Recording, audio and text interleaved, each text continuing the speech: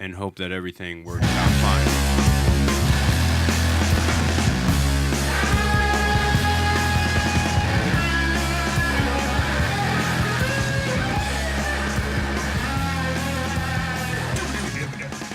Hello and welcome to another episode of Tilted Pod. I'm your host, Seth. Don't call me Jack Wilds, and I'm sitting here with my main man, the Daywalker, Nathan Morris. Boom. How are you doing, buddy? Doing good. How you doing? I'm doing fucking fantabulous, man. Hell yeah. Actually, we shouldn't curse. I don't know why I did that. Shame on you. Shame on me. But you know what? You heard it. It happens. It's a real world. People curse. People say mean things. That's actually a thing that's been going on in the magic community. That Evidently. we I'm going to take my glasses off for this soapbox. Yes, people curse, and you're going to hear it every once in a while. But that's not what we're here to talk about. We're here to talk about Magic the Gathering, the greatest game ever made. True story. True story. True Who's story. telling that story? We are. We are the legend tellers. We are the vessel that you choose to ride towards your magic knowledge. That's what I think. That's beautiful. I'm a beautiful guy. You're a beautiful guy. So we just got back from the gym because we decided as a podcast we're going to be healthier people. Sure While are. I drink my Red Stripe, and we are not sponsored by Red Stripe, but I am going to have a few after gym beers, you know. Sponsored by Kroger Water. That shows you which region we're in. So we got tons and tons to talk about. Lots of modern, lots of some standard, honestly. We're going to talk about a little bit of standard. It's actually kind of cool right now. And then we've got some spoilers that were fresh out the box today. Yeah. Like, just got I'm here. super excited to talk about these spoilers. We're also, for the first time, trying a video. So if this video goes up, that means it went well. If this video is not up, that means it didn't go well. But we will be going live eventually on Twitch and YouTube Live. And if not that, we will definitely at least have a recorded, like a video of the podcast. So we're doing some full-on vodcasting. Yeah. We're getting there. We're working on it, man. It's taken a while. I've had to teach myself all this stuff, and it's kind of, it's not hard, but it's kind of hard. I mean, it's a lot. There's a lot of stuff going on. We actually, right now in the basement, we've got our buddies that are streaming Destiny right now while we're talking about streaming our podcast and talk about Magic. And then, like, people upstairs cooking meth. So there's all kinds of things It's happening. a crazy house right The here. streamers are regulated to the basement, and the upstairs people are the ones doing the bad stuff. Bath salts. Okay, yeah, lots of bad salts. We had faces eaten, yes, last week. Okay, back to it. We're going to get into it. Ready? Here we go. First off, what we do in Magic this week. Nate. I did not a whole lot. Oh, man, that's weird. I've never bummer. heard you say that before. I know. So this was the last week for like work stuff. I finally always an excuse. Why don't I even ask you? I'm going to stop asking you. Well, stop asking me. I was the one carrying us there for a while. That's true. I did get to like go through all of my cards. I have them like separated and organized in a nice fashion. I've begun putting them in binders to make trades. I think that I have Jessica pretty well locked down in my 75. I just need to finish foiling it out because I'm a weirdo. You are a weirdo when it comes to that. I have watched a lot of videos. Well, that is something to be done. Sean McLaurin, just one of my favorite streamers, streaming Jeskai. I got to watch all of his videos. I think they were pretty cool. It really highlights the search for Azcana being important in the deck again, and I really dig that. I got to watch some of the new videos. Consume content. Yeah, I consumed a lot of content this week. I didn't get to play as much Magic as I wanted to. Fine. That happens to people. Yeah, but I got to consume it. I watched a lot of Tron this week. That was kind of weird. Tron is popping off. It is, and not like Eldrazi Tron, but like just actually straight up green black or black and white. I saw a green red Tron come back. I was like, wow. Yeah. There's a lot of crazy Trons. We'll get to Tron later, I'm sure. We will. It's in our lists. Okay, man. Well, that sounds cool. Also, something you started this week and why you didn't have as much time for Magic is you started hitting the gym. You started hitting the gym, running every day. And I'm trying to be on that same train. You're inspiring me to do the same thing. So, and we're going to talk about that a little bit in this episode. I mean, we can talk about it right now for a second. We think that it will help our play. We think it'll help our production quality. We think it'll help everything if you're staying fit mentally and physically. Yeah, and I think there's something to that. Going to a 9-round tournament and it's a grind, man. It's a grind. Like you don't treat yourself white. I'm sorry, that was a weird Freudian slip. If you don't treat yourself right, then you are. I mean, you can't make it through that day. And, it's rough. Think, like that, or you have to play one of these dum-dum decks, which I love playing dum-dum decks because I am a dum-dum. But even then, I'm talking about the end of the day, like some of the most ABC decks are hard for me. I'm like, what do I even do here? Like, because Magic is a complicated game, and we got to keep ourselves sharp. And we're not saying that all of that has contributed to your weight by any means, but it's not even necessarily weight. It's just health. It's just making sure you're, keeping up with yourself, keeping up, eating somewhat healthy, eating regularly, and working out every once in a while. Yeah. And I think that we've done a good job this week of really pushing ourselves just to get there. Like, get to the gym. That's always goal number one. If you can get there, you're making a good start. So that's our goal, and hopefully we can follow that transition of our bodies on Twitter. I bet you'll have fun doing that. It's gonna be cool. So anybody else interested in doing like weight loss challenge or just like fitness challenge with the pod, just hit us up and be like, hey, I want to do this too, and we'll all hold each other accountable. But this week in Magic, I played a ton.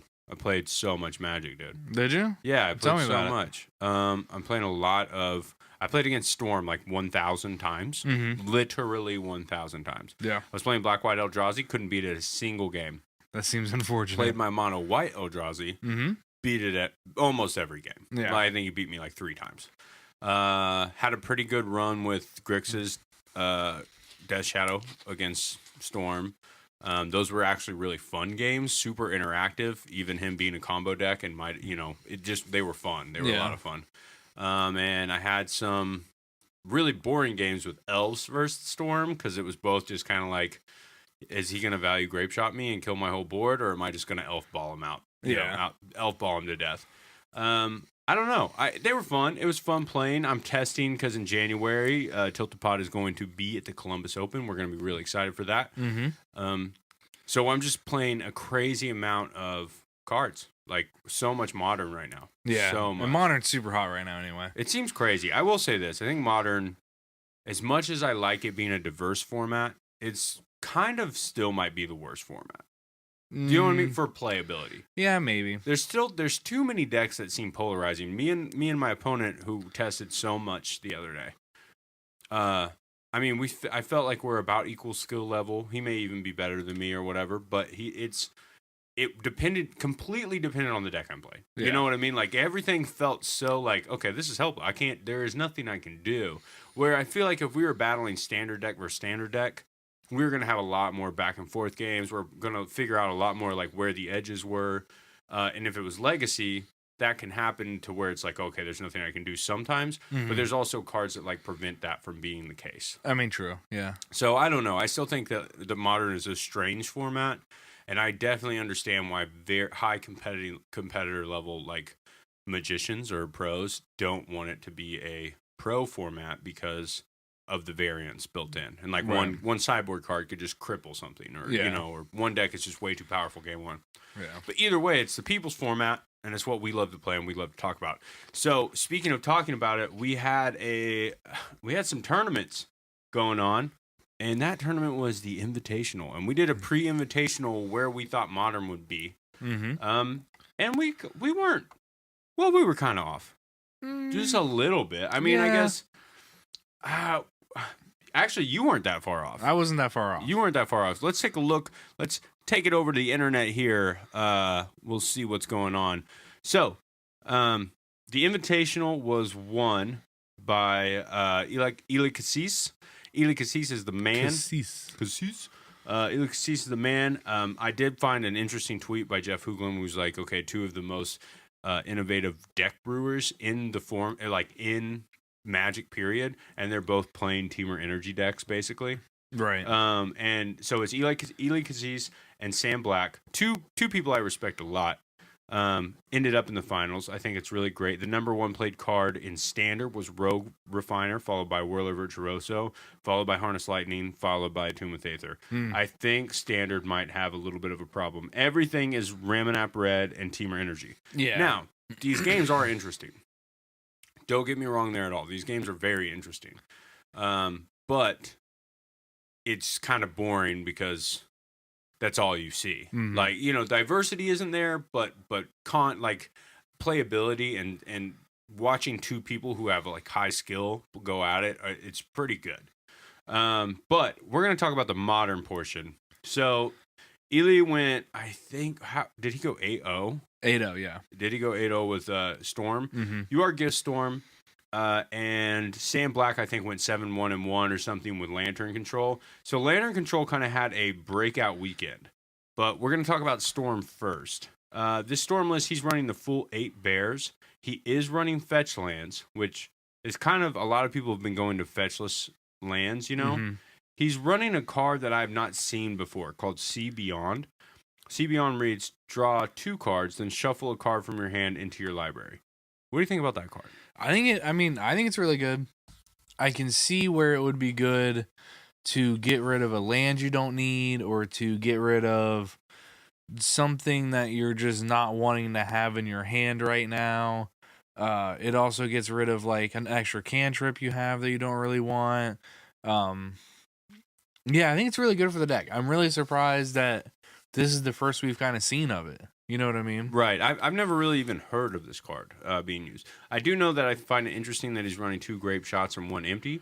Mm-hmm. That's kind of interesting. That's kind of a new take. I think they've been going to 3 grape shots, no empty main, but that might be because humans is a thing and people are running main deck.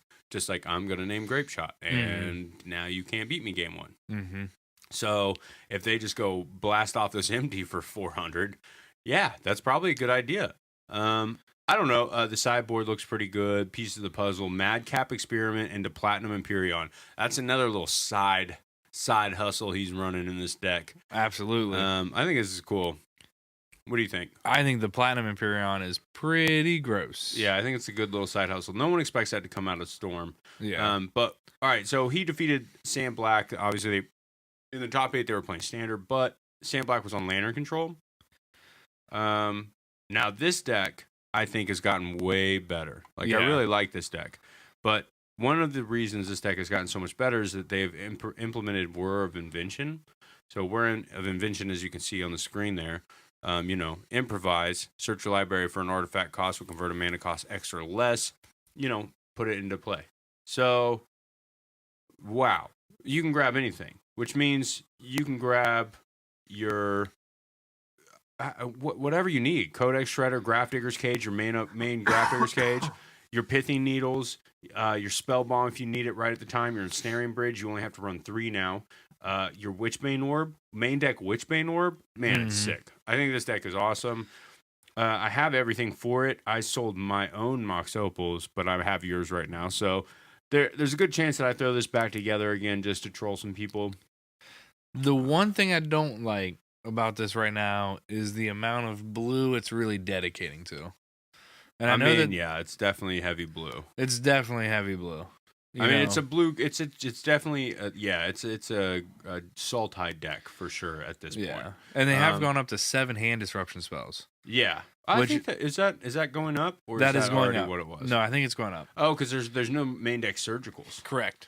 Okay, so they have more ways to get the things they need to lock you out that way, less surgicals to just kind of fight that fight. And I think that's actually better. You can just leave surgicals in the sideboard. I'm sure they do. They don't even have surgicals in the sideboard. No. Wow. It's the 2 Tezzerets, Agents of Bolus. I like that as finishers. I love those as finishers. A Search for Escana made its way into the sideboard. I'm not opposed to that. No, the card's just too good. They snuck those other 2 Abrupt Decays in the side as well. So I think this deck's good. If you look though, I'm pretty sure every one of their lands produces blue. Yes, every single one except for Academy Ruins produces blue.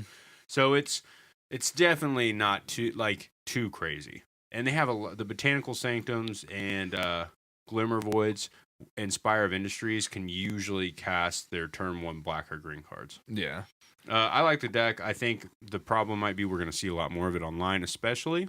Yeah. And here comes your calls. Old Dan Jessup and Austin Collins playing Grixis Death Shadow. You find anything interesting about these lists? I feel like these lists were pretty run-of-the-mill. One of Lightning Bolt in Austin Collins' list.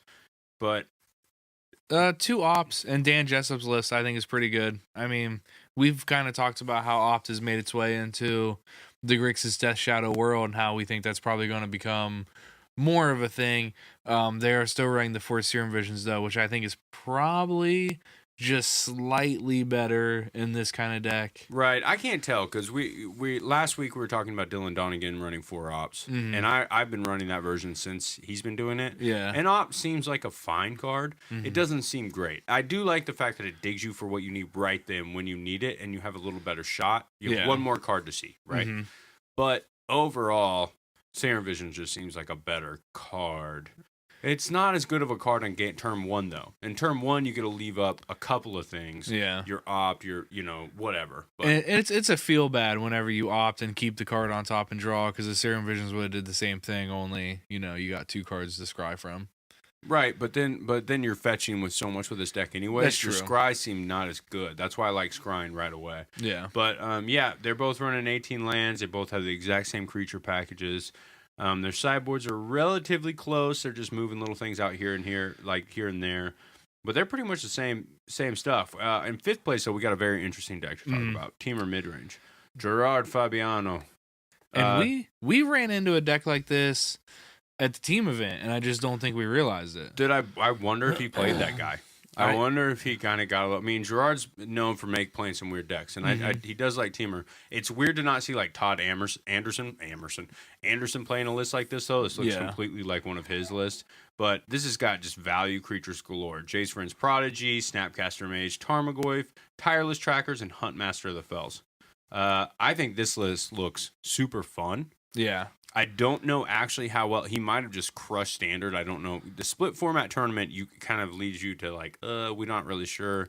But Cryptic Command, Remand, Mana Leak, Thought Scour, Spell Snare, Serum Visions, Opt, and Lightning Bolt seem like good cards to have. And 3 Engineered Explosives main deck, that card is sick. Yeah. I mean, that card is just becoming the bee's knees.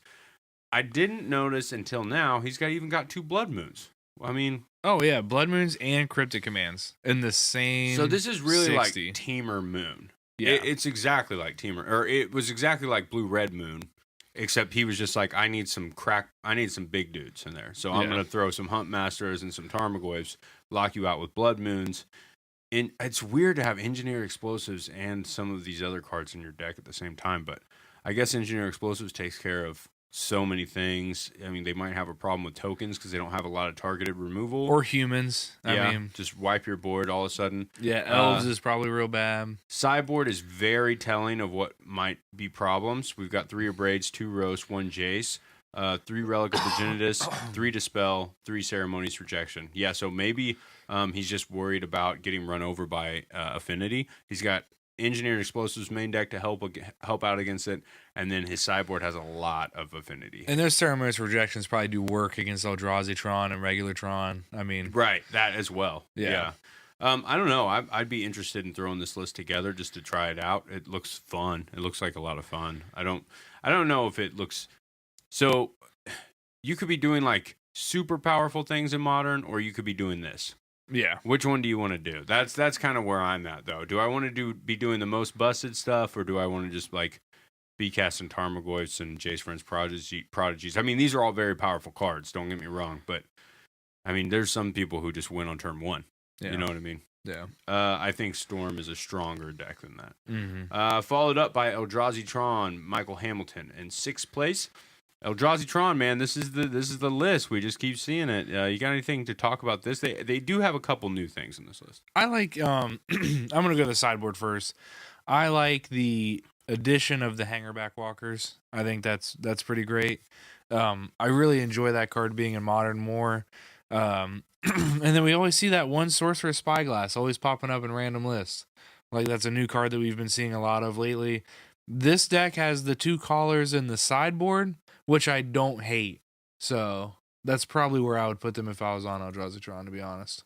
Yeah, I like that. I think that the main deck Ratchet Bomb is cool. Yeah, the one of. I think everybody's got to have this way to deal with these swarm theories, like these swarm decks, or to deal with if everyone knows that people are bringing in Empty the Warrens now. Sometimes an empty win against Eldrazi decks, sometimes it's the only way to beat them because you just go fast empty. They have no way to deal with all those goblins. Their creatures are expensive. They can't race you, and you just get beat down by goblins. So having a main deck answer to that is nice. besides all his dust, because you're not going to dismember all those goblins. No, you know, not at all. I think, walking ballista, I guess they have is okay. Everything is the same, really. 2 Karns. I just think this is a very powerful deck. Mm-hmm. You know, it's just a super powerful deck doing what it needs to do.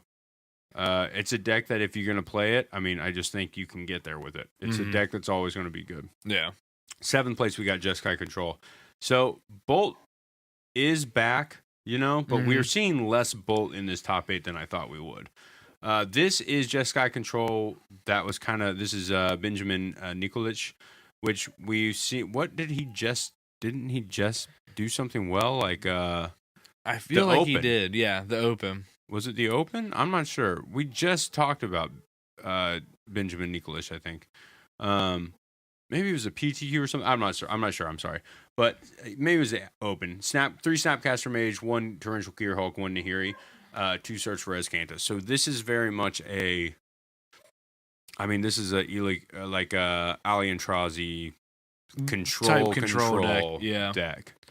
This is the version that you're looking at building, right? And instead of that negate, I really like the negate, but I can't get on board with that myself. I think I would take that out and probably go with a 3rd bolt just to have enough burn in there to actually get the strategy to go. I also took out the Planeswalker slot and put in the 4th Snapcaster Mage. Like, I think that's almost where my list is. Nice. What about still 2 Supreme Verdicts? Yeah, still 2 Supreme Verdicts. That card is just so good in so many situations, and the fact that it's uncounterable is just great because you're starting to see a lot more counters in Affinity now. And so, you know, the last thing you want to do is Wrath of God somebody and get your, spell countered. Right. And, or even Anger the Gods. That's true. Coming down in 8th place, we've got Rio Travetha with Burn. Burn, dude. Burn it up. What do you think about Burn? Goblin Guys, Monastery, Swiftspears, Eidolon, Great Revel. This is still a good deck. It's all full of 4-ofs, and it's got 20 lands. What else can I say? You got Molten Rains and Destructive Revelries and Rest in Pieces in the sideboard and Deflecting Palms to really make your aggro players angry. It's really Deflecting Palm the hell out of them. You know, the funny thing about Deflecting Palm is you can't play around it. I mean, how do you play around it? You have to kill your own guy. Like, sometimes you're just like, do I just chip in for these tiny little How does Death Shadow play around Deflecting Palm? I don't think Counterspell? You can. Yeah, I mean, that's it. They have to have Counterspell. Hold up your 1-of and hope it gets you to it. You know? Because they're just going to beat you with it. You know, but definitely Stubborn Denial's pulling in overtime in that matchup. So all right, that's the top 8. We also we had a couple other tournaments going on there that weekend. What were the other big tournaments? The Classic had a lot of interesting decks in it. I don't know if we want to go too much into detail about that. Let's go to the Modern Open first. Okay. So in the Modern Open, first place, Benedict Chumbawamba. So I've heard this was Todd Stevens' friend, who drove up from Texas, and it's his first Magic event. Or something. I don't know if it's his very first Magic event, but it's his first Magic event in like years. Yeah. And he grabbed Tron, took it all the way to first. I wish something like that would happen to me. Maybe I should just be better at Magic. You know? Or maybe he also might have just picked the right deck for the right tournament. I mean, if Todd Stevens hands you a deck and goes, "Hey, I think this will do pretty well in the Open," I'd be like, "Yeah." I mean, probably. I mean, the power level in this deck too. So if you're just hitting it, I mean, you have to know what you're doing though.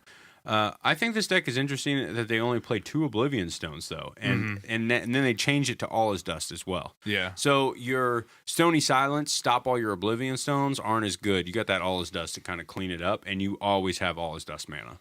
I actually think this is a great idea. Yeah. Way better than why has this not been happening before? I don't know if it has. Maybe the Tron community will get upset with me. Maybe this has been happening, but this seems so much better. Yeah. Right? I mean, all Oblivion Stone is a beating and sometimes awful, but I like the 2-2 split. Dismember, they always have it if you get an early thing, and then they have an Emrakul to Promise End in here. What do you think about this? I love it. I mean, kinda. You can really it's cheaper than old Emrakul. Yeah, it's cheaper than old Emrakul. You get a lot of discount out of your graveyard.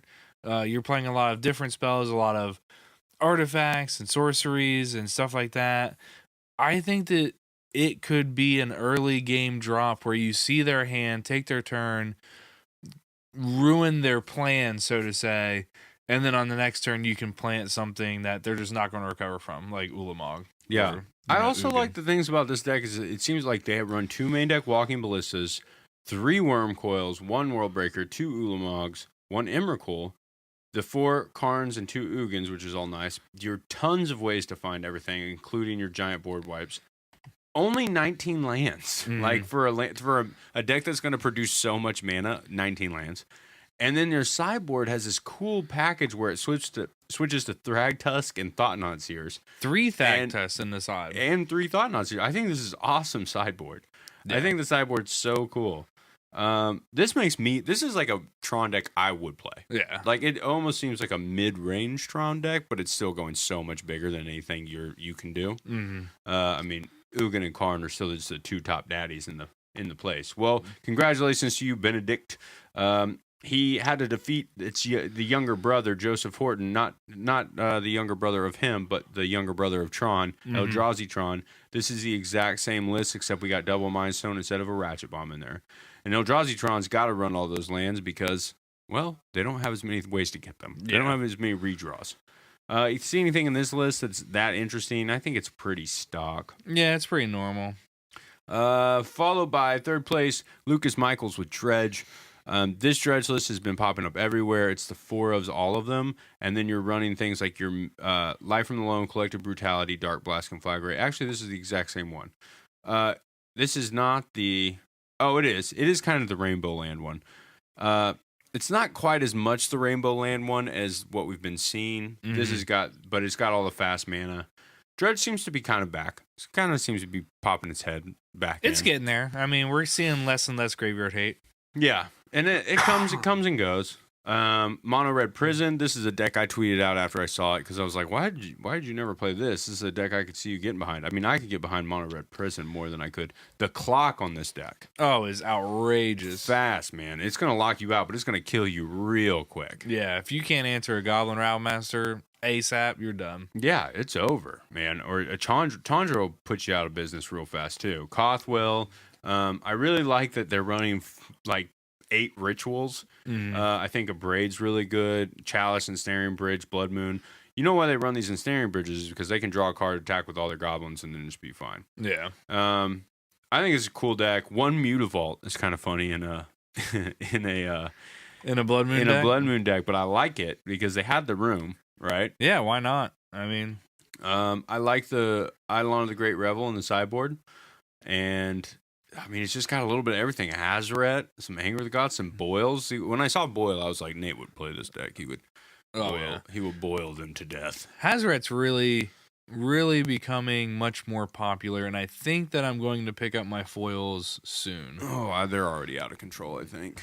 I think the invocation is only like $50 right now. Oh, no, that's only.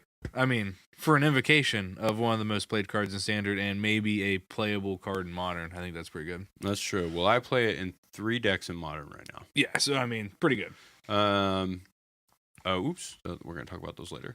Let's see here. We also have Green White Company, Ian Bosley. This Green White Company list is a Knight of the Reliquary, Azusa, Avon Mind System, Avon Mind Sensor. This is like the Todd Anderson or Todd Stevens special. Yeah, I'm pretty sure this is the same deck. This deck is fine. I've played against it a bunch online. It's a good deck. It's a fun deck to play. It also loses to itself sometimes, and even decks it's supposed to. I mean, it just has a kind of a fail rate. I think that's a little higher than normal. Yeah, and I think we watched Todd Stevens play against. Now, he was in the top 8, so, I mean, that's good for him. Yeah, he was in the top 8, and I think we watched him play Eldrazi Tron. I think he built this deck just to beat Eldrazi Tron. Yeah, and kind of got lost. And he got rolled games 2 and 3. So, that is what it is. I think the deck is cool, though. I'd like to see more people pilot it. Corey McDuffie, though, showing up at this tournament with Grixis Death Shadow, as he would, and, making 6th place. I think that's pretty good. His list, I would expect to be a little different. It's not really, though. Like, it's not too much different. He does have a land in the sideboard.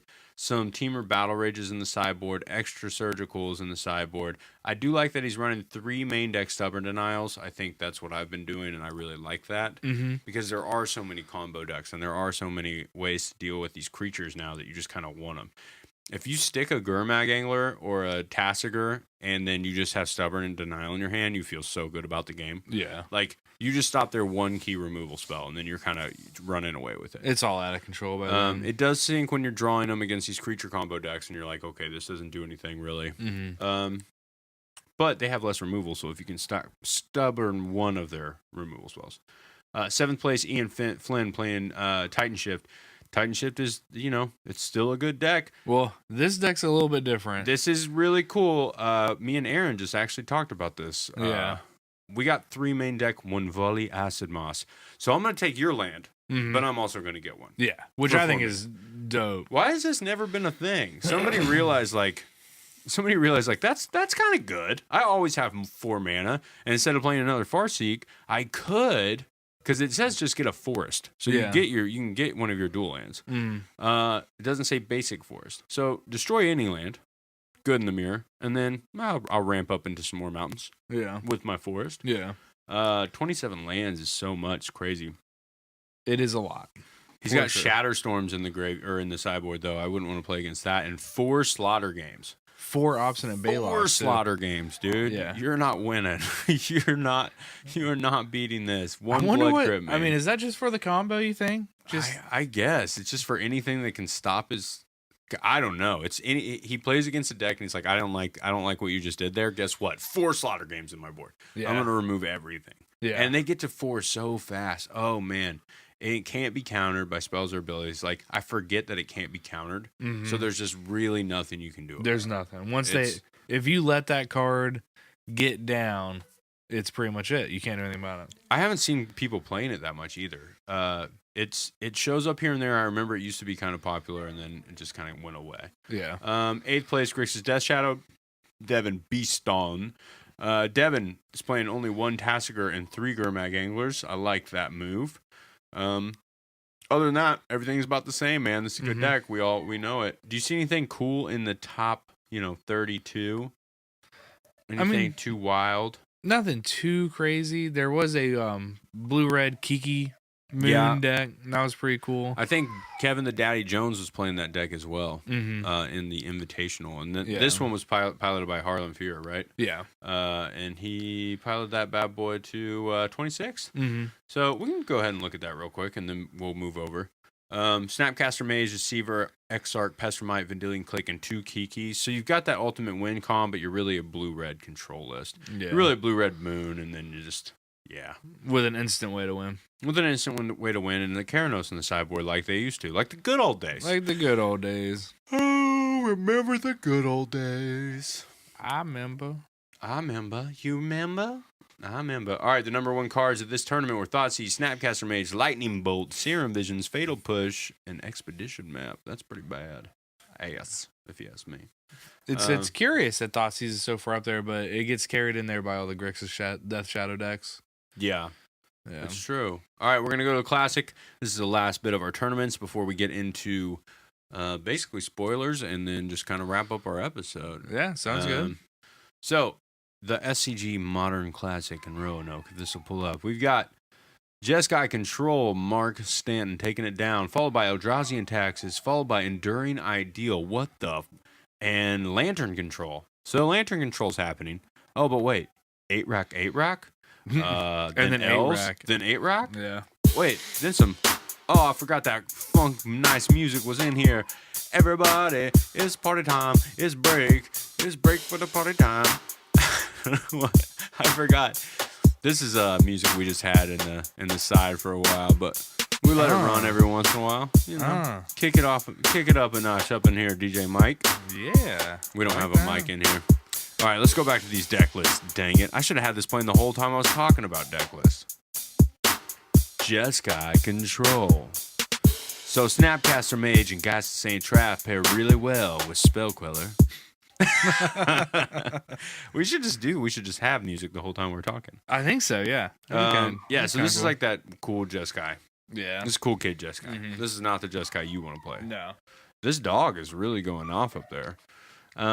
Chase Masters playing Eldrazi Taxes. This is the deck I've been talking about piloting. It makes me feel a little bad that this is the third tier of tournament. Mm-hmm. It did get second, but it is the third tier tournament. So if you did not make the Invitational and you did not do well at the Open, then you go into the Modern Classic, and it made it there. But I think that's why you're finding a lot of weird lists in this. Yeah. Because there's a lot of people who are like, okay, we're gonna bring out our fun decks. Yeah. So I was a little disappointed to see it only showing up here. But this is the deck I've been talking about. This deck has insane amount of play. Just insane. It can't beat Storm, apparently. Don't know why. Definitely have no idea. This looks like it should beat Storm, and I do not know why I could not beat that deck. You tell me if you've ever beat Storm with Eldrazi and Taxes. All right, let's talk about Shane Morris, though. Is that your brother? You know him? I don't think so. Shane? No. Shane Morris? This deck's running Simian Spirit Guide, so I think I like it. Don't ban Simian Spirit Guide because I like fast mana. Just play a fair deck with fast mana. Idyllic Tutor. That's search up any enchantment, right? Put it in your hand. Mm-hmm. So any tutor that says search anything up is pretty good. Enduring Ideal. Why don't you read Enduring Ideal? Because I don't really know what this card does. I'm not even really sure what this deck is. Search your library for an enchantment card and put it into play, then shuffle your library, and it has Epic. So that's even better. Yeah, for the rest of the game, you can't play spells. At the beginning of each of your upkeeps, copy this spell except for its Epic ability. Okay, so every turn you just get a new broken enchantment and put it on the battlefield. Mm-hmm. Let's look at these broken enchantments. Ruined Halo, Suppression Field, Blood Moon, Ghostly Prison, Oblivion Ring, Phyrexian Unlife, Leyline of Sanctity, Sphere of Safety, Dovescape. What the hell is that? What is Dovescape? I want to see a bunch of doves. When a player plays a non-creature spell, counter that spell. That player puts X 1/1 white creature bird tokens that are doves. And X is its converted mana cost. Also, Form of the Dragon. Now, I have a couple of these for this version of this deck in Legacy. Mm-hmm. But at the beginning of your upkeep, Form of the Dragon deals 5 damage to target creature or player. At the end of each turn, your life total becomes 5. Creatures without flying can't attack you. Mm-hmm. But what about these doves? Do they have flying? Doves. Yeah, with flying. So why did that Form of the Dragon? I don't even know. But you can't get through these ghostly prisons and everything. And then Overwhelming Splendor, which is a new one. Enchant player. Creatures enchant player controls lose all abilities and have base power and toughness of 1/1s. Okay, so maybe that's... And then you can't activate abilities that aren't mana abilities or loyalty abilities. So it doesn't stop planeswalkers. We got Nick those because we can put in like 4 Leyline Sanctities on turn 1. This deck is crazy, dude. Yeah. I feel like it's very luck based. I feel like we got Lotus Blooms. You know, I like Lotus Blooms.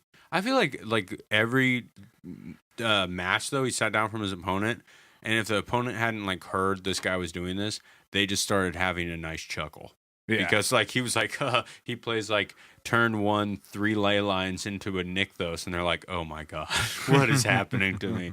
Yeah, I don't know, man. This is not. I don't think I would take this to a tournament, but I would pilot it on Magic Online. Mm-hmm. You know, that's what Magic Online's there for, buddy. But Shane Morris, congratulations for getting 3rd in the Modern Classic. What about Lantern Control by Brian Brandon? Pretty good, and I think it's almost the same list we saw. His lands are a little bit different. He's running the River of Tears in there and an Inventor's Fair. He's got full Ensnaring Bridges. Yeah, full Ensnaring Bridges. I don't mind that so much too, because that's a card you really want to hit. You know what I mean? Like all the time. Yeah. I don't know. I think it's fine. Mm-hmm. I mean, it looks just like Sam Black's basically. Yeah. He probably was like, "Hey Sam, is this deck really awesome? Should I play it?" But again, he just couldn't make that top 8. You know, he beat me once. We talked about it. We did. I'm still a little sore about that. Why don't you talk about it to us on the cast one day, Brian Brundin? Congratulations, though, man. Also, 5th place, 8-Rack. All right, we're going to talk about all these 8-Rack decks kind of in one, because 8-Rack has kind of become a popular deck for some reason. One, it's running this weird thing called Nezami's Short Fang. I don't really know what it is. It's hard to read. You can't even read it. It's upside down. I hate these cards. Yeah, I wish these cards never happened. All right, Nezami's Short Fang. It's 1 and a black, and it is a 1/1 Rat Rogue. Dope.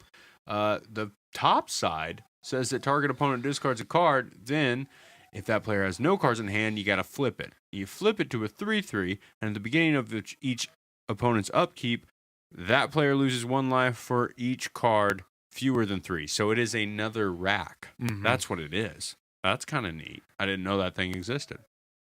We got Mutavault, Swamps, and Herbworks, Shrieking Afflictions and Racks, Ensnaring Bridge, Dismember, Wrenchmine, Smallpox, Thoughtseize, Ravens Crime, Inquisition, Funeral Charm, Fatal Push, Blackmail, and Liliana's the Veil. Would you play this deck? No, never. You wouldn't? No. I mean, your opponent doesn't get to play Magic. I mean, you maybe, like that. Maybe they don't get to play Magic. No, mostly they don't. Unless they can do everything on turn 1. What deck can? Affinity. And what other deck can just kill you with the top draw every time? That's true. Burn. Well, Burn could. You know Maybe. what I mean? Yeah. I don't know, man. If you're starting to take rack damage that fast, I mean, yeah. I'm not a fan of this deck either. It just seems it's so annoying to play against, you know? Yeah. Bantu's Last Reckoning in the sideboard seems really good. Can be a beating. Yeah. Then you've got this Nyxothid, 7/7 3 mana. As it comes into play, choose an opponent. Nyxothid gets -1/-1 for each card in that chosen player's hand. Well, they don't have any cards, so now you just got a 7/7 beater. Yeah. Silent Visitor's tight. Now Spellbomb, Fatal Pushes. Yeah, I don't know. Are all of them kind of the same? Except for the 8th place one, it's running 4 Pack Rats, and I really enjoy that. Okay, Pack Rat's tight. Yeah. So they got a way to beat you. Yeah. Ooh, I like that. Tyler Maloney in 9th place with Death and Taxes. This is full on white Death and Taxes, not black, white, Eldrazi taxes. But you know we have to bring it up every time when we see one, and that's Amulet Titan. Michael Mapson coming in 10th. He was right there. Running Get some. Dude, good for you, buddy. Good for you. This deck is awesome. Love it. He's running a kind of outdated list, honestly. I mean, I guess there's no set in stone list for this deck, but this is a list that, like, there's been a lot of things changing, and a lot of people who will play with this list a lot have been working on little things here and there, and this one is kind of like a while ago. But he did very well. So congratulations, and we salute you for playing Amulet Titan. Do you want to talk about some spoilers? Yeah. All right, let's talk about spoilers. Rivals of Ixalan looks tight. Already looks tight. So why do we already have so many spoilers? The crazy part is that 4 out of the 8, actually 6 out of the 8 are black, right? Wow. Oh. Yeah, so I think black is the new spoiler color in the beginning. And it's really cool because Vraska leads the way in the spoilers. She's pretty cool, 6-drop. I'm so bad at identifying cards before the whole set is good. Is this card good? Is this card good? Yeah, this card's good. I mean, I love the art. Yeah, I think this card's going to be good. Not as good as like Chandra's been in standard. I think this card will see more play 6 mana than, let's say, Liliana, the new Liliana, Death's Majesty. Do you think? I think so. I think any card that says... What kind of deck you put it in? Black, white tokens? Yeah, I think any deck that says you win the game if blank happens, like any card that has that on it, I think gets played more often than not. I think this card is sweet, but I don't know if it's going to be good. There's also a way. There's also a way to search it up. So I mean, there's a way to search Vraska. Vraska Scorn. Vraska Scorn. Right, it's right here. Oh, I didn't read this one earlier. Yeah. So I mean, you're really crushing it. Vraska Scorn says target opponent loses 4 life. You may search your library and or graveyard for a card named Vraska's Scheming Gorgon. If so, reveal it, put it into your hand, and then shuffle up. So you can play one and play 4 of these. This card's not very good. The card's not very good, but this card's not very good. Yeah, but you get another card out of it, which is the most important. You tutor your Vraska. That's true, but that card's not that great. Like, I don't know if it's worth it to play that card. But it could be your 5th and 6th Vraska. If there's a way to play like red black burn in this new set, and you just need Vraskas in your sideboard. I mean, -3 destroy target creature is great. Yeah. It still has 2 loyalty on it. Comes down, destroys something. Creatures you control get +1/+0 until end of turn is not that great though. It's a great. +2 ability. Yeah, it's a +2. Which is nice if you got that's just not that great. If you got a lot of tokens and fodder out there that you can do, that's cool. Yeah. You have to protect this thing. Besides the fact it does protect itself, but it does say win the game if a creature does. You got to get up to 10. So that's 3 click ups and then a click down. That's kind of a lot. Yeah. So I don't know. I can't decide. But let's talk about Angrith. Angrith, the Minotaur pirate. That does sound good. I think that sounds great. I think that was pretty good. I don't know if he would be like that, though. So Angrith, the Minotaur pirate. He killed my father, prepared to die. Okay. All right. Enough. He also comes down with 5 loyalty, costs 6 mana. He's black and red. Angrith Minotaur Pirate deals 1 damage to target opponent and each creature that player controls. What do you think about that? That's disgusting. Electricity. Yeah, that's disgusting. Yeah, you like that? Yeah. All right, -3, return target pirate from your graveyard to the battlefield. A little reanimation effect. Mm-hmm. You like that? Nope. Sorry. -11, destroy all creatures target opponent controls. Yeah. Angrith the Minotaur. That seems good. That's pretty far up there. Mm-hmm. But it also says Angrith the Minotaur deals damage equal to that player, or equal. I cannot read. I'm sorry. Deals damage to that player equal to their total power. So I don't know. Game over. Maybe, but think about it. If they had like 20 power worth of creatures on their board, you're dead. Yeah, probably. I mean, Angrith is definitely dead. Yeah. You know what I mean? And his Angrith's Fury, which I think is actually a pretty good card, if it was an instant, would be much better. But destroy target creature, Angrith's Fury deals 3 damage to that target player's, and then you can search your library for Angrith. Mm-hmm. What do you think? I think that card's good. Yeah. The only thing that sucks is it costs 5 mana, 2 colors, and it's a sorcery. So, we were kind of getting that same effect with, what was the 3 mana one? If you controlled an artifact, deal 3 damage and destroy a creature. You know what I'm talking about? Standard? Yeah, I can't remember. Why can't I think of the name? It doesn't matter what the name of it is. No one plays it anymore. But that seems like a better, and it was an instant. Yeah. That seemed like a great card. This seems like I don't know, though. I like them. Mm-hmm. I like new them. Planeswalkers. How about these commons and uncommons, though? They're okay. Yo, 2 mana, 2/2. Yeah. Swab Goblin, that's my boy. Swab Goblin. Swab Goblin is tight. 2 mana, 2/2. You can't beat it. Cinder Barons enters the battlefield tapped. Great for, the art is nice. The art looks great. It's a black and red land. How about this uncommon, dude? Uncommons are where it's at. 2 mana, 2/1. It's called Vraska's Conquistador. When Vraska's Conquistador attacks or blocks, if you control a Vraska Planewalker, target opponent loses 2 life and you gain 2 life. That actually seems pretty good. Yeah. And that voice was on. It was on point. Yeah. I should do all of our pods in that voice. And Conquistador. Yes, the Vampire Champion. He is a 4 mana 3/3 with Death Touch. If you're 4 mana 3/3 with Death Touch, I don't know. Mm-hmm. It's fine. I love the art in this set, though. I love the Conquistadors. I love all the wild dudes. It's tight. I don't know. That's it. That's it for spoilers. Let's go back to us. Let's talk about us. Let's talk about what we're doing. Let's talk about our lives. Yeah, let's talk about our lives. I don't have anything to say about my life. I just I do know this. Modern is what we play all the time. All the time. We've got the unset coming up this weekend. I'm turning 30. Yep, you're turning 30. Turning 30, guys, and I'm doing a Magic the Gathering podcast. You know what? Don't care. Love it. Hashtag love it. Hashtag love and life. Tweet at us. Tweet it at us. If you tweet, I'm turning 32 this weekend, then you're going to get a special prize. I don't know, man. I'm just having a good time. I really...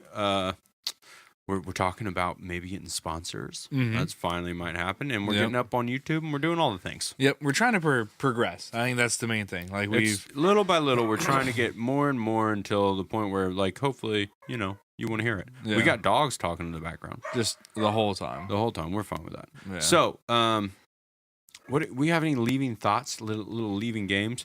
I think we need an answer. Like a segment where we kind of answer questions or talk about anything. We don't have any. So how about this? Next time, tweet us any messages or text us, or no, we can't text us, but don't text us because we're not going to give you our phone number on the internet. I might. But email us at tiltedpod@gmail. Hit us up on YouTube in the comment sections, or, good old-fashioned Twitter. Good old-fashioned Twitter, dude. Yeah. And if you do that, we'll send you some prizes, and also it'll help us make the show better. We also want to do some more videos. I've been trying to put out at least one video a week, if not more. So if you have any suggestions for what you guys want to see or hear, let us know, and we will learn more about it. I think that's going to do it for this week. Hopefully this video turns out. I don't know.